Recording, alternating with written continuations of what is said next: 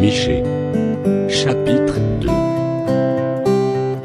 Malheur à ceux qui méditent l'iniquité, et qui forgent le mal sur leur couche. Au point du jour ils l'exécutent, quand ils ont le pouvoir en main. Ils convoitent des champs, et ils s'en emparent, des maisons, et ils les enlèvent, ils portent leur violence sur l'homme et sur sa maison, sur l'homme et sur son héritage.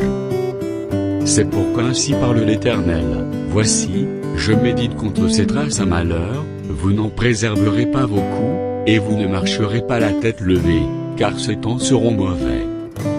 En ce jour-là, on fera de vous un sujet de sarcasme, on poussera des cris lamentables, on dira, nous sommes entièrement dévastés.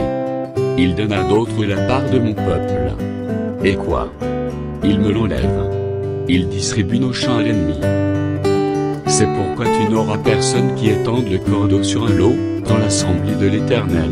Ne prophétisez pas, disent-ils. Qu'on ne prophétise pas de telles choses. Les invectives n'ont point de fin. Oses-tu parler ainsi, maison de Jacob? L'Éternel est-il prompt à s'irriter? Est-ce là sa manière d'agir? Mes paroles ne sont-elles pas favorables à celui qui marche avec droiture?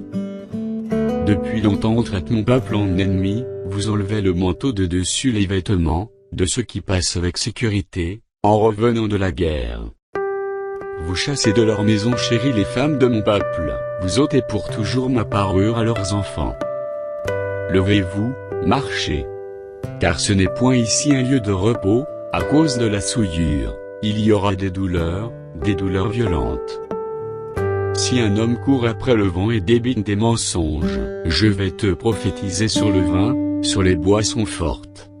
Ce sera pour ce peuple un prophète.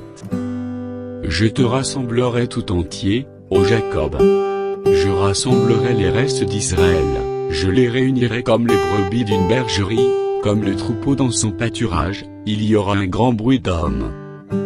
Celui qui fera la brèche montera devant eux, ils feront la brèche, franchiront la porte et en sortiront, leur roi marchera devant eux, et l'Éternel sera leur tête.